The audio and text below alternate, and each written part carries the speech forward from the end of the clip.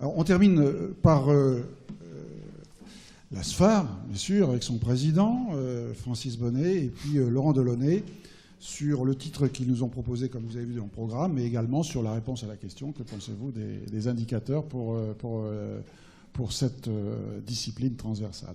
Merci beaucoup et merci de votre invitation sur un sujet qui nous tient effectivement tous à cœur.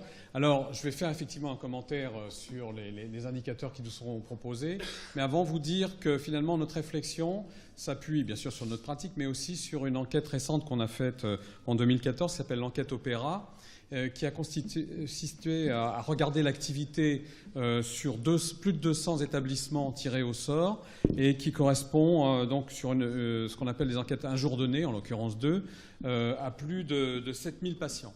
Alors, qu'est-ce que ça nous a appris? D'une part, que l'anesthésie-réanimation était très fortement impliquée dans cette activité d'ambulatoire, en ce sens que dans plus de 70% des cas, le coordinateur de l'organisation des soins est un médecin anesthésiste-réanimateur, d'une part. Mais aussi, ce que ça nous a appris, c'est que les modèles organisationnels ont énormément évolué. Et ça va avoir un impact sur comment on apprécie justement l'activité à travers des indicateurs. Et vous savez tous qu'on est passé d'un modèle sanctuarisé, c'est-à-dire qu'à l'initiation de cette activité, disons sur une échelle un peu large en France, il y a plus d'une dizaine d'années, à maintenant, avec des objectifs à plus de 60% d'activité ambulatoire, on ne peut pas garder les mêmes modèles, et donc on est de plus en plus vers un modèle dit intégré. Et que donc l'analyse d'un modèle intégré, c'est différent d'un modèle sanctuarisé. Et aussi, ce que nous apprend l'enquête, c'est que néanmoins, les centres d'ambulatoire ont des profils extrêmement différents. C'est-à-dire que, ça a déjà été évoqué, il y a des profils monospécialités et des profils multidisciplinaires. Pour deux hôpitaux voisins, qui sont l'hôpital Tenon, où je travaille, et l'hôpital Saint-Antoine, qui est juste à côté, dans le même groupe hospitalier, il y a deux centres d'ambulatoire très différents. L'un est un centre où l'activité a plus de 80% de la chirurgie de la main. Donc on voit bien un mode organisationnel et des performances qui sont différentes de l'autre, l'hôpital Tenon, où l'activité est multidisciplinaire. Et puis ensuite, il y a un certain nombre d'éléments qui sont importants à prendre en compte également. C'est des modifications organisationnelles comme, par exemple, le bypass de la SSPI, mais aussi le contact que l'on peut... Tu peux préciser ça, parce que je pense que... Le bypass de la SSPI, ça veut dire que depuis le décret sécurité en anesthésie, vous savez tous qu'un patient qui sort du bloc opératoire doit passer par une salle de réveil, comme on dit. Voilà. Donc une salle de réveil où on prend soin de lui pendant un certain temps avant de lui permettre de regagner soit son domicile, soit secteur d'hospitalisation.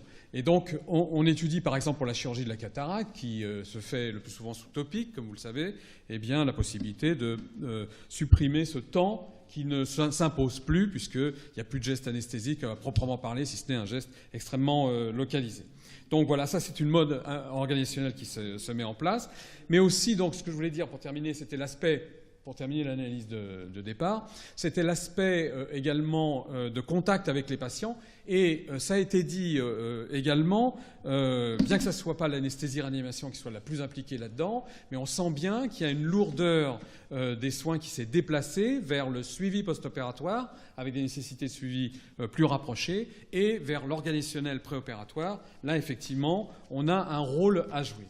Alors, sur les indicateurs proprement dits, premièrement, on se réjouit de tout ce qui permet une comparaison. C'est comme ça, en se comparant aux autres, qu'on finit par d'abord moins se désoler éventuellement, mais surtout s'améliorer, bien entendu. Alors, ensuite, sur quels éléments doit-on s'appuyer?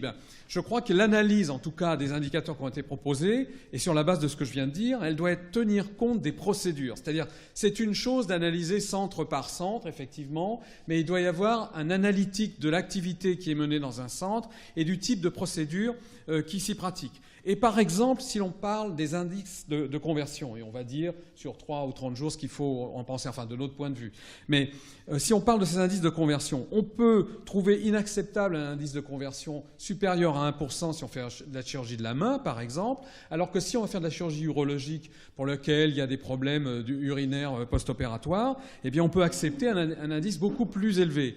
Et sans dire qu'il s'agit d'une mauvaise pratique.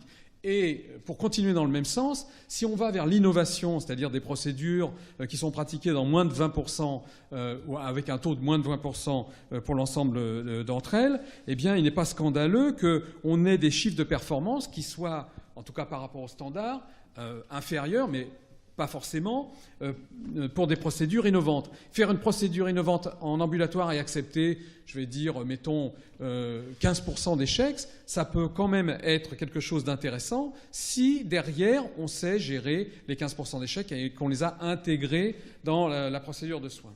Alors ensuite, qu'est-ce qu'on doit, par rapport à ce taux de réadmission, considérer comme valable ? Ben moi, je dirais les deux, parce que, d'abord, de par mes fonctions, je suis souvent à faire de la conciliation, donc je vais continuer à le faire, donc concilier les 3% et les 3 jours et les 30 jours, plus exactement. Les 3 jours, parce que quand on a des échecs dans les 3 jours, c'est des échecs de procédure, effectivement. Et donc, ça permet d'analyser vraiment le fonctionnement d'un centre. À 30 jours, ce sont plus souvent des échecs qui sont liés à des complications de la chirurgie. Donc ça s'analyse aussi et on peut considérer qu'une tel geste de chirurgie peut avoir un taux de complication supérieur parce qu'il est fait en ambulatoire. Encore faut-il le démontrer. Donc ce point est important à prendre en considération. Et les deux données sont à intégrer. Enfin, il y a un point peut-être qui nous a paru ne pas être évoqué, je pense qu'il est considéré, c'est celui du taux de rotation. Et là encore, ça réfère au type d'activité qui est pratiqué. Si vous faites du canal carpien, par exemple, sur un même fauteuil, vous pouvez avoir un taux de rotation de 10 patients par jour. Si vous faites une procédure urologique plus longue, voire une procédure gynécologique innovante comme ça a été proposé, le taux de rotation, évidemment, ne sera pas le même. Or, on sait maintenant qu'on peut faire de la chirurgie longue en ambulatoire si elle est peu invasive. Donc ça, c'est un élément. Le message ultime, c'est les indicateurs proposés, oui, d'accord, bien sûr. La possibilité de comparaison, oui, bien sûr. Mais analysons en fonction de l'activité et procédure par procédure. Maintenant, peut-être laisser un mot sur, dans le fond, une philosophie plus large. Laurent Delaunay. Oui, bonjour à tous. Je suis content d'être là. Hein, c'est pour l'Académie de chirurgie, ça me fait vraiment plaisir. J'ai vu une édition originale du Bourgerie, donc ça m'a vraiment ravi. Cela étant dit, oui, peut-être qu'au-delà de l'ambulatoire, il faut qu'on commence à avoir une vraie réflexion sur les durées d'hospitalisation et d'optimisation de l'hospitalisation qui est devenu nécessaire. Ce cut-off de 12 heures est, à mon avis, pas forcément toujours pertinent. Je vais vous donner 2 exemples extrêmes, la cataracte et la prothèse de genou, la prothèse de hanche. Une cataracte qui reste 8 heures, c'est du mauvais ambulatoire, enfin, c'est pas du très bon ambulatoire, on va dire. Il y a certainement perfectible. Ramener l'hospitalisation d'une prothèse de hanche ou de genou qui est actuellement de l'ordre de, je crois que c'est 7 jours en France actuellement, la ramener à 3 jours, c'est une vraie organisation qu'on a mis en place. Et on parlait, Mme de Rennes parlait des chemins cliniques, et je pense qu'il faut qu'on revienne vers une approche en chemin clinique, intervention par intervention, avec toute l'équipe, chirurgien, anesthésiste, personnel paramédical, avoir une réflexion comment on peut optimiser à chaque fois l'hospitalisation. Et ça, je pense que c'est vraiment une approche qui est fondamentale et qui va nous permettre d'avancer. Et en plus, avec l'intérêt de regrouper, de faire se réunir les équipes. Et ça, c'est vraiment, vraiment important. Pour vous donner une illustration, avec un chirurgien chez nous qui est rentré dans une démarche de récupération rapide en chirurgie orthopédique, 2014, durée d'hospitalisation de ces prothèses de hanche, 5 jours et demi. 2015, 1,2. Simplement en ayant mis en place, en ayant réuni les kinés, les anesthésistes, les infirmières RAC, etc. Et je pense que c'est vraiment indispensable, maintenant qu'on arrive, à la limite, je dirais presque, on oublie presque le terme d'ambulatoire ou de récupération rapide pour le terme d'optimisation de l'hospitalisation et de réfléchir tous ensemble, intervention par intervention dans son établissement, comment on peut faire pour effectivement améliorer ça. Et parce que pour des raisons à la fois d'efficacité et puis à la fois médico-économiques, parce que derrière, il y a une grosse pression et ça va être une condition de survie pour beaucoup d'établissements. Voilà. Merci bien.